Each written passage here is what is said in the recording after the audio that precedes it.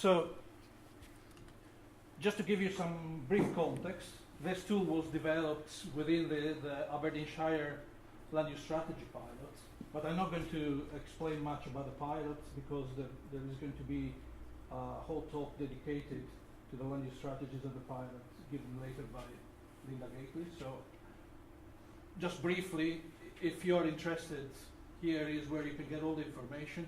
But essentially, the key aims of the pilot was to create a framework which summarizes policy and environmental information for users and indicates where particular types of land use change might be beneficial or detrimental in line with policy goals, essentially. So, I have to explain a relatively limited amount of time and resources to do this, so we chose to implement an example of an approach having to deal with the complexity of the land use strategy.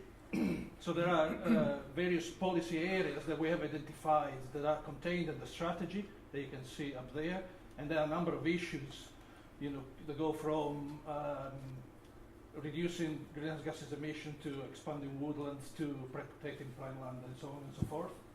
So as you can see, there are many issues, and there are also potentially, at least some of them, interconnected, so there is a degree of complexity there. So we decided to try and make a tool that aids with decision making regarding land use change, but taking as a focus, as an example, land use change, the expansion of woodlands. But the tool and the approach could be applied also to other types of land use change. So this is just a special case in a sense. And so there, what you see highlighted in red are the main issues that are related to woodland within the various policy areas there. So, for example, avoiding removal, safeguards against inappropriate use, which means protected prime land, or enhancing water quality, and so on and so forth. So these are the areas that we identified that needed to be accounted for in this tool. Well, I should say this was a joint effort, obviously. You saw authors at the beginning. I'm one of the contributors, but David Donner, who's sitting there, did most of the implementation programming, so all credit to David as well. And there's a number of data sets that have been pulled in that come from a wide pool of research and data production, so we're seeing just the tip of the iceberg in a sense. But anyway, so in terms of specification, what we were wanting to do in this limited amount of time was making a spatial multi-criteria tool, essentially, that supports the decision without mandating it, that is interactive, so allows stakeholders and policymakers to see what are the effects of their weighting more or less some policy areas, some criteria. And essentially what the tool does is ranking locations according to their suitability for this particular land use change, in this case woodland expansion.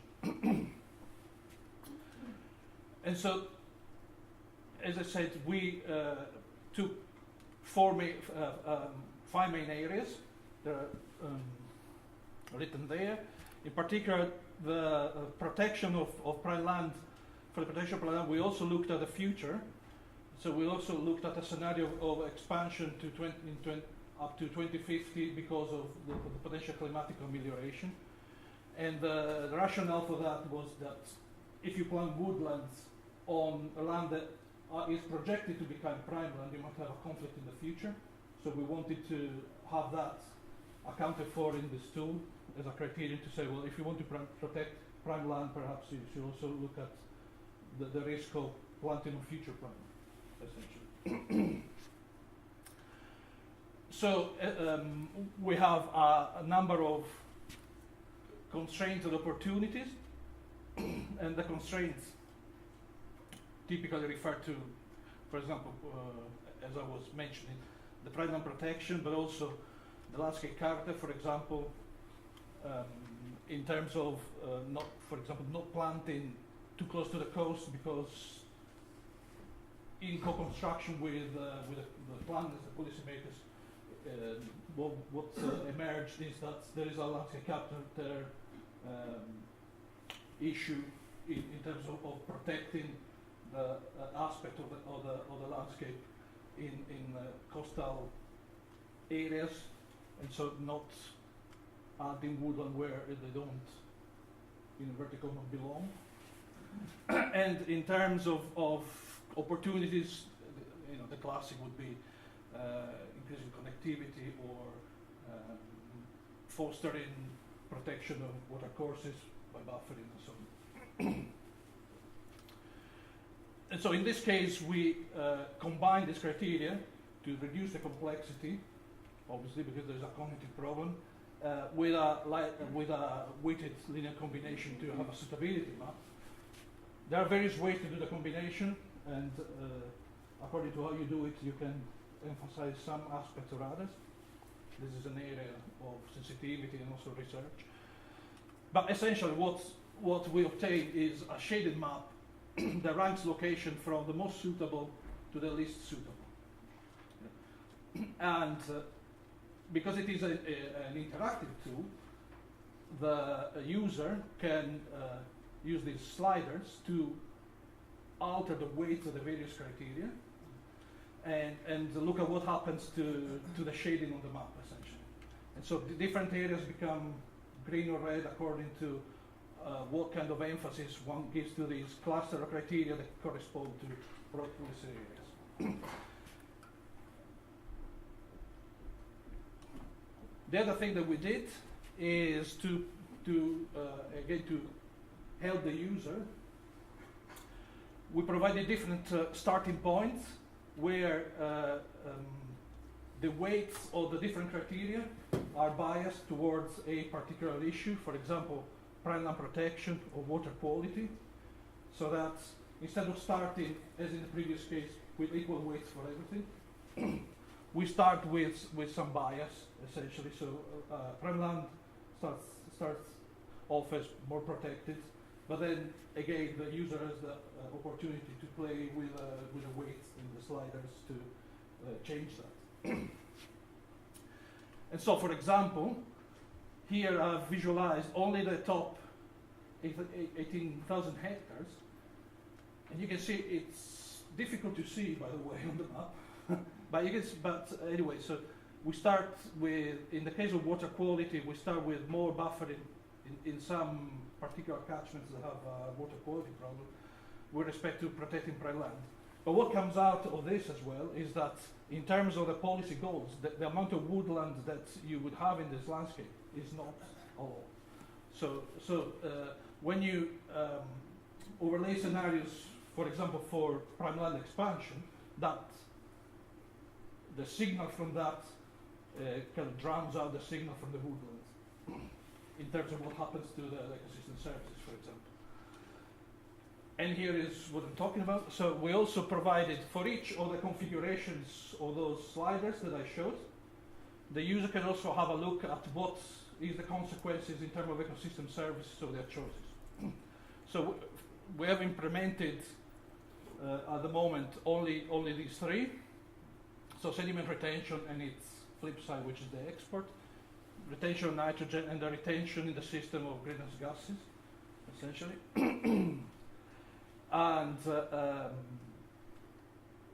what we can do is present maps that are ratios from the present baseline, for the present situation.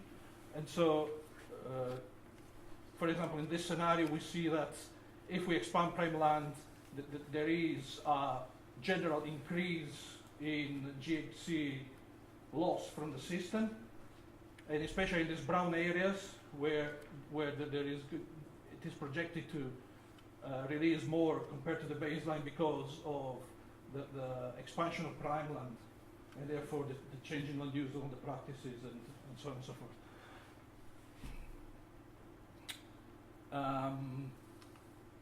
There are advantages and disadvantages, of course. This is a limited example tool. it is still a prototype, and we would like to add more ecosystem services. It had a relatively high investment in modeling and computation. So, for example, for speed, we did a lot of caching of the outputs. So when you move the sliders, you have immediately the map is displayed essentially. But that requires a lot of computation. So we would like to move to on-the-fly calculations, but this needs some more work. Anyway, in terms of advantages, well, it is more general than Woodland expansion according to what issues you want to look at. Of course, you have to change your inputs, but the approach stands.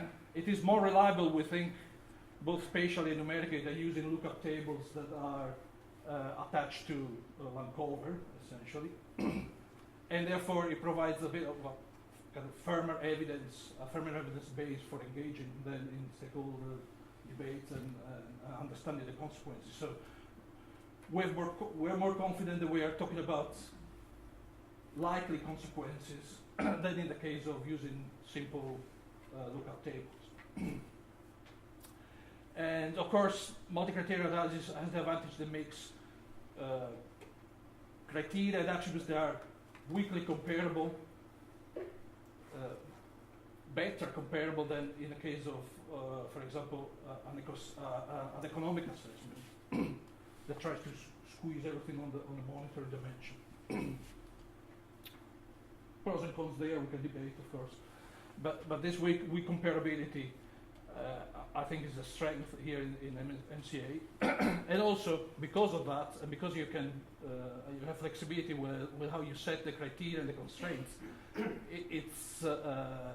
it can deal with issues like strong sustainability, where you can prevent some trade-offs and say, well, not everything can be traded off against everything else. We might want to say that some things are not up for trade-offs.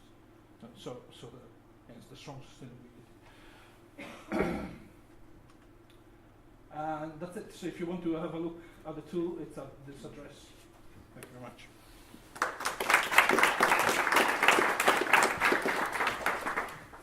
Thanks, Alessandro. We have time for a question for Alessandro. Anybody have any questions? Yep, just Jan.